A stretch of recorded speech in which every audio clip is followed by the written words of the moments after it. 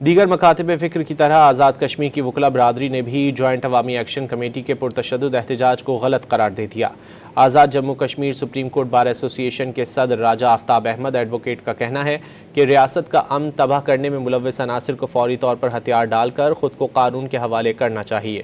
انہوں نے کہا کہ مسلح حملوں، سرکاری املاک کو نقصان پہنچانے اور انسانی جانوں کے ضیاع میں ملوث افراد کو قانون کے سامنے جواب دہ ہونا ہوگا۔ راجہ آفتاب احمد ایڈوکیٹ نے کہا کہ خود کو قانون کے حوالے کرنے والوں کو قانونی معاونت فراہم کی جائے گی۔ دیگر مکاتب فکر کی طرح آزاد کشمیر کی وکلا برادری نے بھی جوائنٹ عوامی ایکشن کمیٹی کے پرتشدد احتجاج کو غلط قرار دے دیا۔